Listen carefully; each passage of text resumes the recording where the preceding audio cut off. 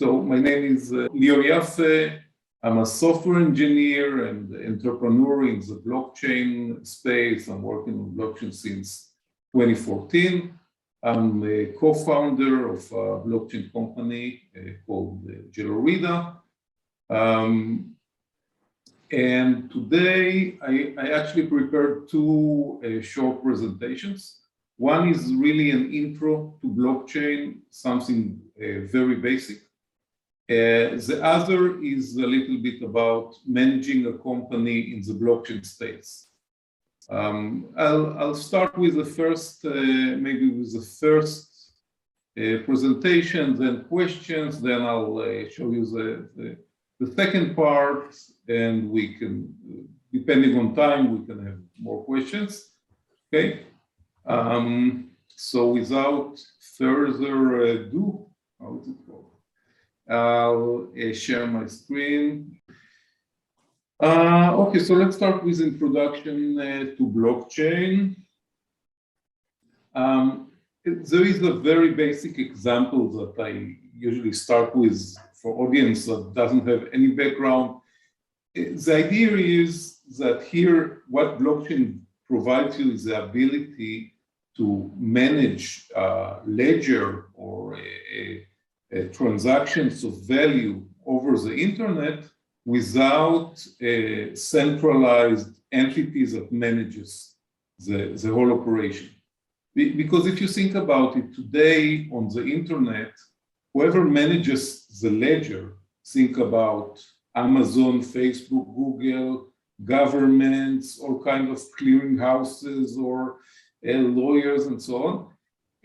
Whoever is responsible has a lot of power, which implies sometimes high commissions, sometimes slow response, sometimes the user becomes the product because they collect information about you and everything. So the idea with blockchain is to be able to manage a ledger of transactions without central control and without anyone having to trust the other parties. Instead, everybody has to trust a protocol that is open source, and anyone can start a program that we call a node, download all the transactions, and verify that everything is working according to the protocol. For example, in the case of Bitcoin and transfer of value, so that funds are not double spent. So I cannot send the same tokens to Itzik and then send the same tokens to Eyal, okay? Because this would be double spent. So blockchain in general and Bitcoin specifically has a mechanism to settle the transaction so that double spend is not possible. I mean, you can try it, but eventually the transaction history will settle into a correct history, and the transactions that are invalid will be filtered out. The base idea is that everything is open source, so that you can actually check if you have the skills that there are no backdoors, that I don't know, that mint tokens not according to the protocol or and so on. And this ledger without centralized control opens the door for many interesting applications that I'll review in a moment. But first, let's discuss a little bit the building blocks. Okay, so we start from transactions. A transaction in the case of Bitcoin is a payment, but it can also represent in other protocols a vote or registration of a property or minting an NFT. So you can give transaction a lot of different meanings. In the case of, but let's think about it as transferring value from one address to another address on the blockchain. Okay, blocks are containers of transactions. So a block is basically composed of zero to many transactions, and the motivation of the people running the protocol is to generate blocks, because this provides the ability to validate transactions and package them into the ledger, but it also gives you some kind of block reward. For example, in the case of Bitcoin, now it's like 6.25 Bitcoins per block, which is probably $200,000, $300,000 per block in today's values. So it's a very lucrative operation to be able to generate blocks. And we'll see in a moment how it's done. But before that, one interesting innovation of blockchain is that, for example, which makes it particularly interesting for payments, for example, is that unlike most of the payments we do today over the internet using credit card, we basically expose the credit card number, or let's call it the private information, with every payment, and anyone who intercepts it can pay instead of us. There is this 3 digits and all kinds of protections, but these are kind of workarounds. With blockchain, you always sign a transaction with your private key, but you only publish your blockchain address, which is based on your public key.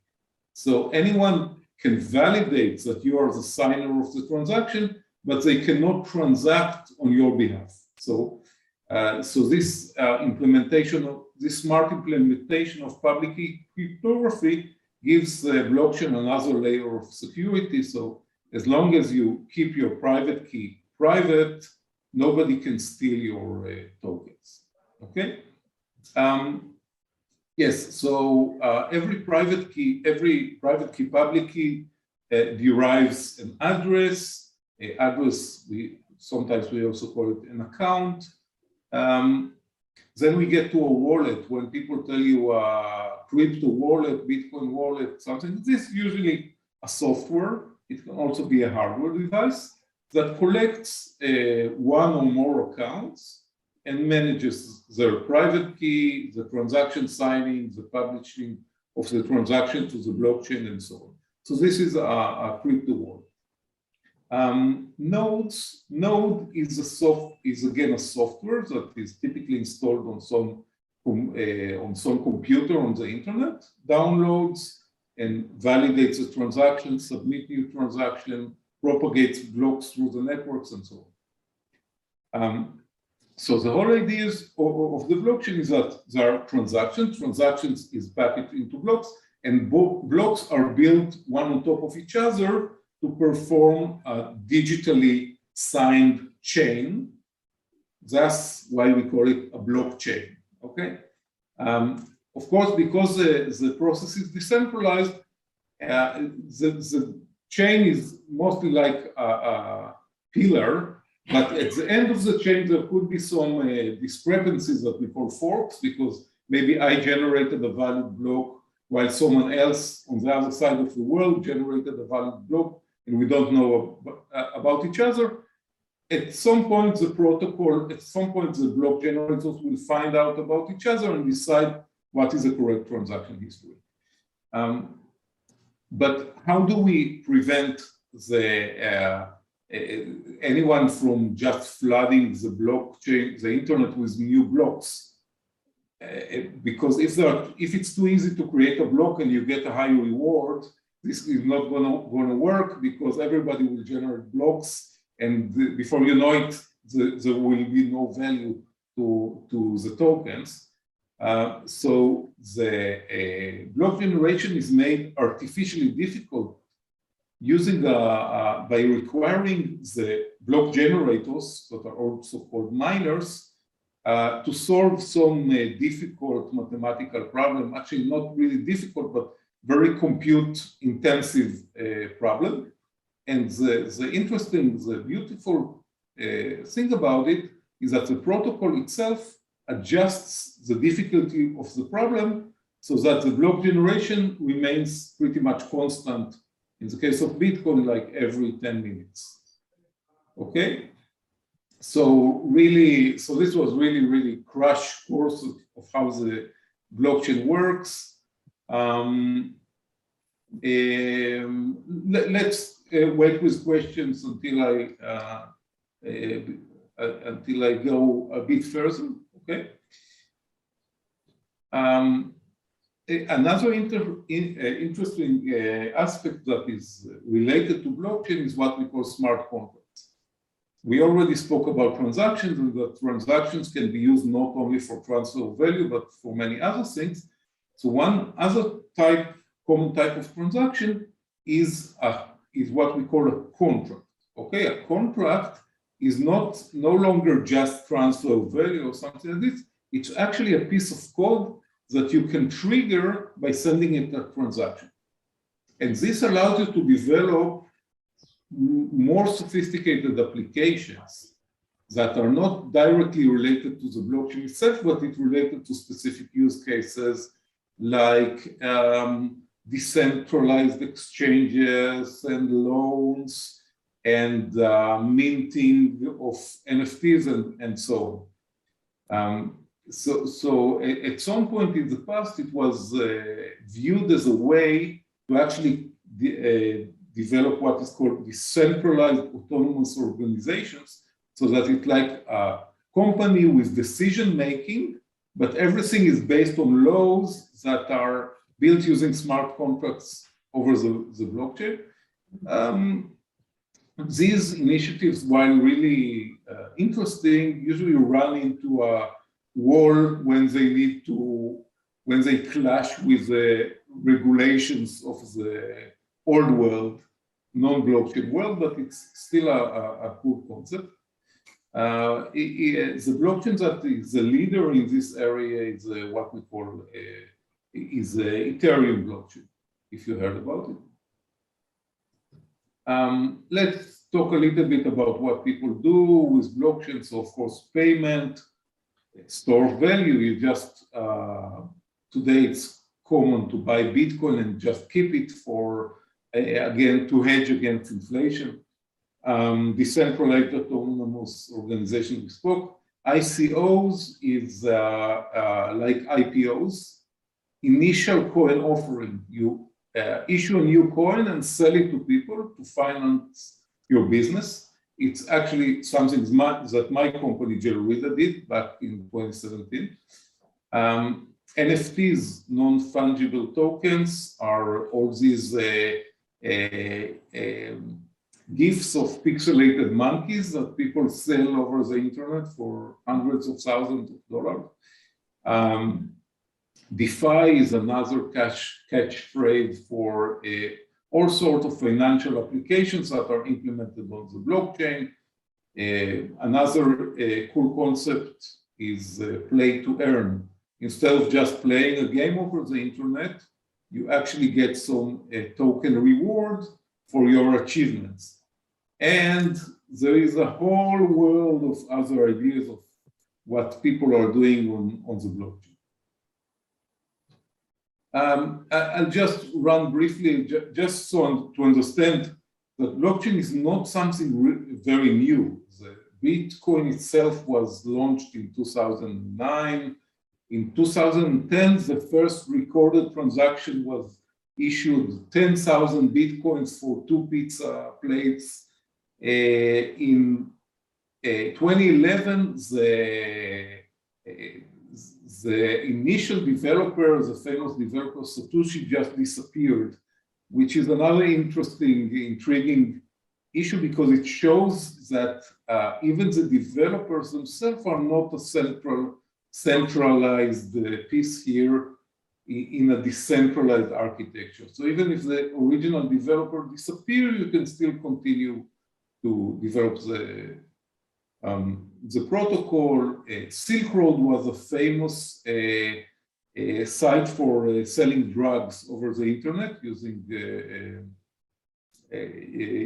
Bitcoin, and blockchain has always attracted use cases like that, unfortunately.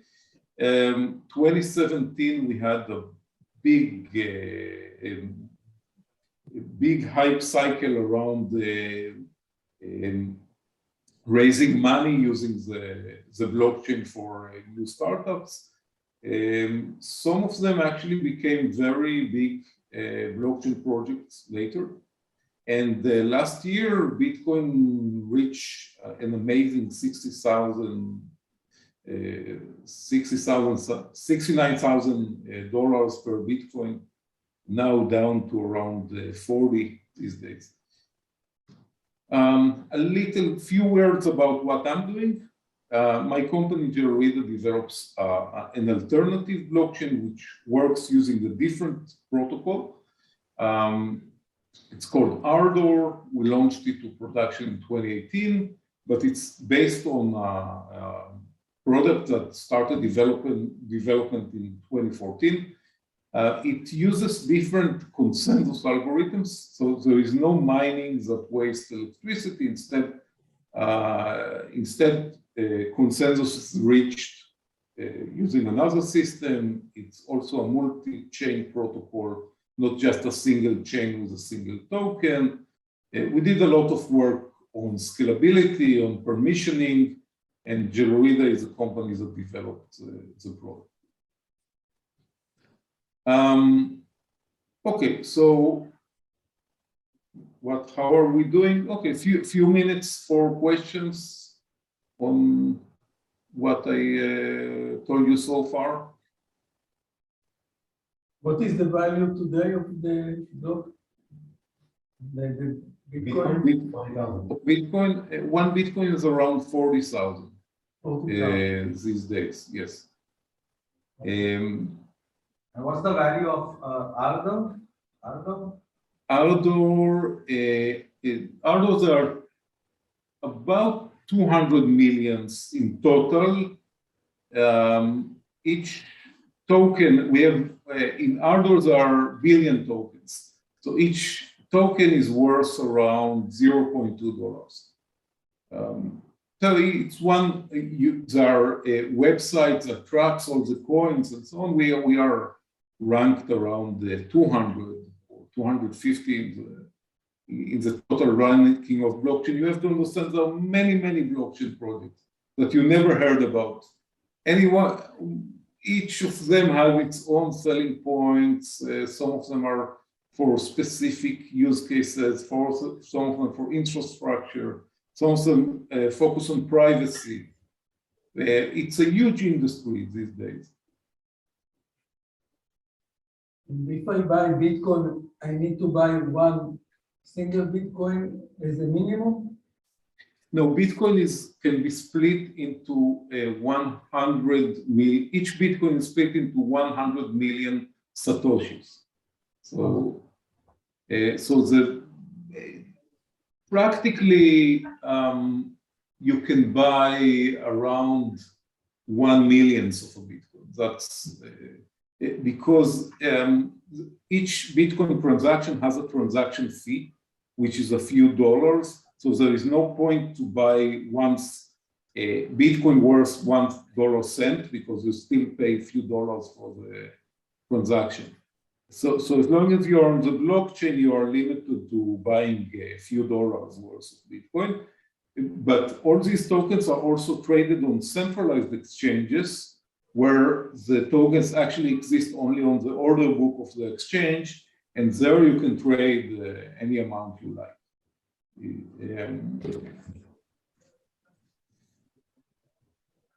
And who is managing this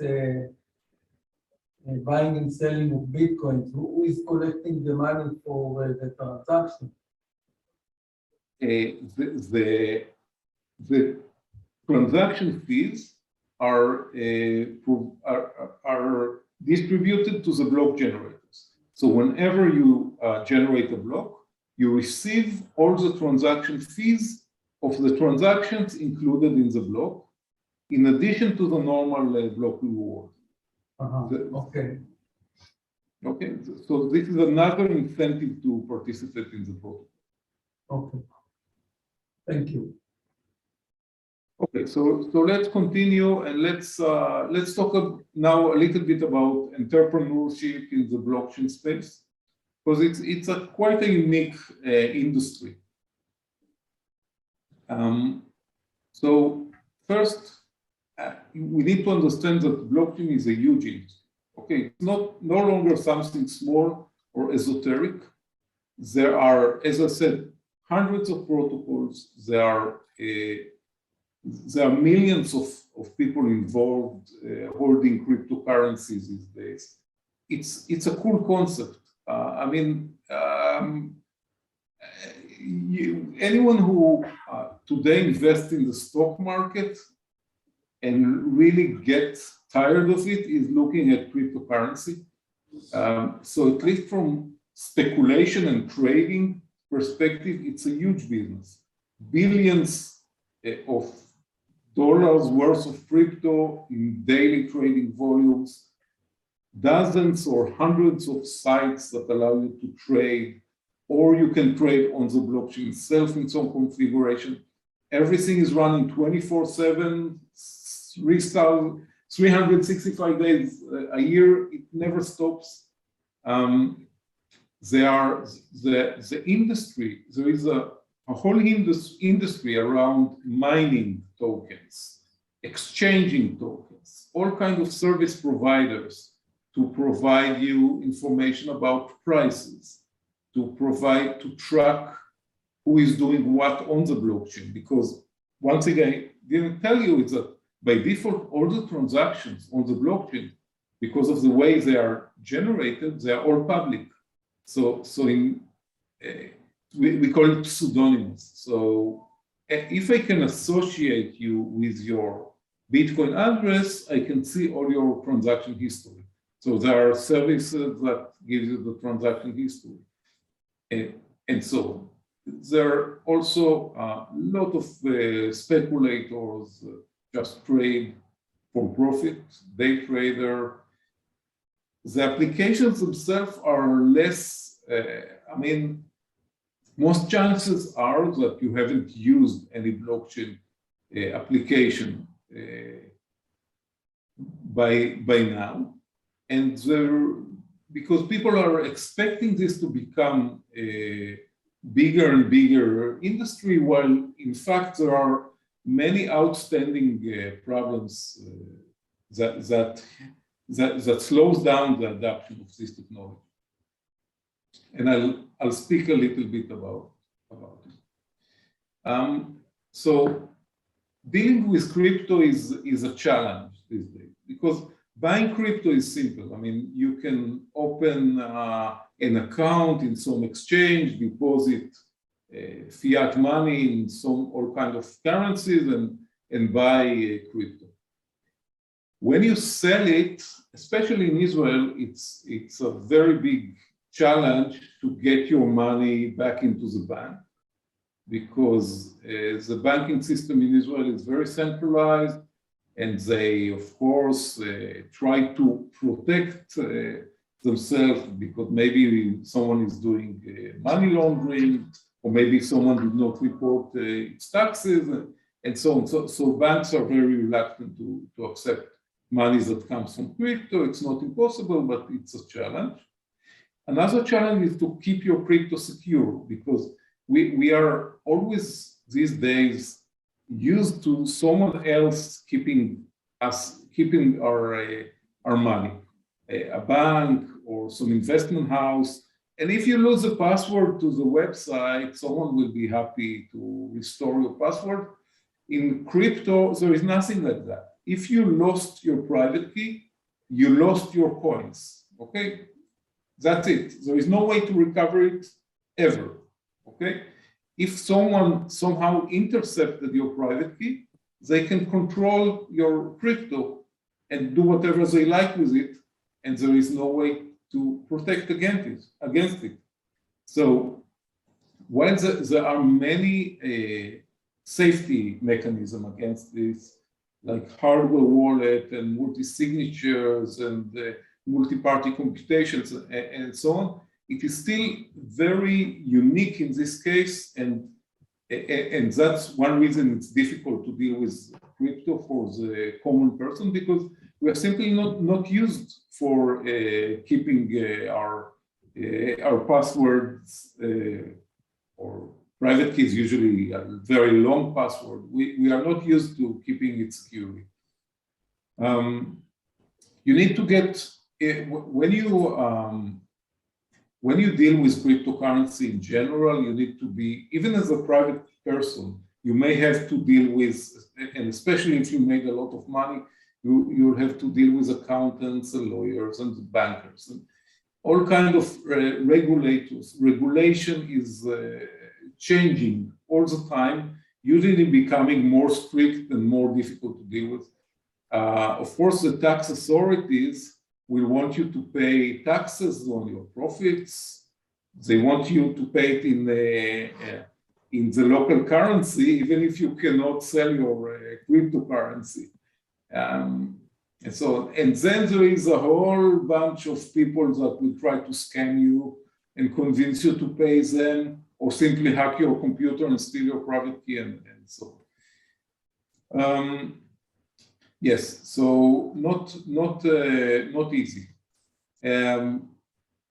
So a bit of more observations. Sometimes the regulations around cryptocurrency are ridiculous. I mean, with regards to taxes, with regards to what you are allowed to do and what you are not allowed to do in which place and so on. And in general, you're always a suspect. I mean, as soon as you say that you're dealing with blockchain, you are becoming like someone that is, you need to take with, that is a little bit suspicious. You have to understand that everything you do now, people can judge it years later, like, you know, in the stock market, there are rules against insider trading. In crypto, it's like there are no rules, but you never know if someone 5 years from now will not look at something you did, like insider trading and things like that, which are very common in the crypto industry these days, and so on. It's very important to decide that there are countries that are more friendly to blockchain, to the blockchain industry than others. And it also changes dynamically because some countries become more difficult, some countries becomes easier depending on all kinds of factors. And the most frustrating thing is that while you need to adhere with all kinds of regulations and so on, when you need help from authorities, like if you got hacked or scammed and so on, it is very difficult to get any help. I mean, unless you somehow manage to lose millions of dollars worth of crypto or hundreds of millions, it's almost impossible for you to get any help from the legal authorities. The blockchain industry is all around the marketing. How do you market your coin to the communities, call them speculators, the people that are interested in buying your coin? Because part of the business model of crypto companies is to sell their token and increase the value of their token. Could be much, much more profitable than, let's say, selling it as a software product and so on. The most successful projects in the industry can build a huge community of traders, speculators, fans of the company. Like, for example, you probably heard about Dogecoin, the nonsense coin that is recently being promoted by Elon Musk. I mean, this thing is absurd, but the market value of Dogecoin has spiked to some incredible values just because Elon Musk is tweeting about this coin. Okay, so there are social aspects. It's not really important. Sometimes it's not really important what technology you're using and so on. And then at some point after your coin value goes up, it will naturally go down, and then everybody will be pissed off with you. Yes, and complain you're not doing enough marketing. And then you see the guys, some guy coming up with some pixelated images of apes, sell them for thousands, then issue an ape coin, and people are running and buying things. Oh well, okay, but you need to play the game if you want to be in this industry. You need to be. Twitter, for example, is a very popular platform. Twitter, Reddit. You need to blog about the technology. You need to create videos. And one thing that is becoming more and more apparent is that everything you do has to be short, because nobody will read long explanations or very technical explanation and so on. PR companies is very important, because if nobody is talking about your coin, it doesn't matter if you have the greatest technology. One of the really bad things is people that come with coins and promise that they created a new Bitcoin competitor, Ethereum competitor, and try to sell it, or come with celebs that sell their technologies. These are terrible, terrible ideas.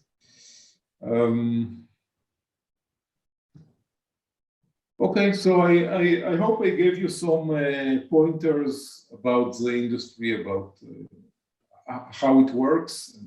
If you have any questions. You will tell us about your company? Yes, sure. Okay.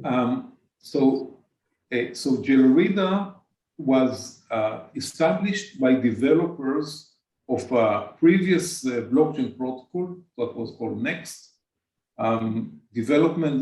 Next was issued back in 2013, again by an anonymous developer who left the project. And some developers took over the project and started contributing as an open source. And I joined this operation, and I'm a software engineer by profession. At some point around 2017, it started to become apparent for us, for the developers of NXT, that there is something big boiling around the blockchain industry, and we decided to register a company in Switzerland, because Switzerland back then was the most crypto-friendly jurisdiction. So we established the company Jelurida in Lugano. The name is based on the prefixes of the handles in the forum of the three founders. So I'm one of them.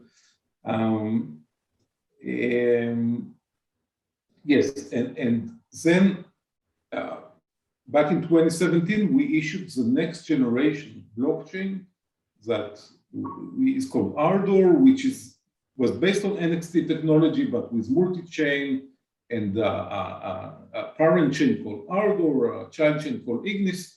And we issued part of these, some of these coins were issued using ICO. So we sold new coins to get back old coins, or basically we sold one of the new, a coin called Ignis in return for coins for the old coin called NXT, and then we sold this NXT into Bitcoin and into euros and Swiss franc. We did it in during, it was very popular in the second half of 2017 to do this. We did it in a good timing, and the Bitcoin increased in value and raised around $15 million using this ICO process. Then we launched the Ardor protocol, And the business model of Ardor is to have,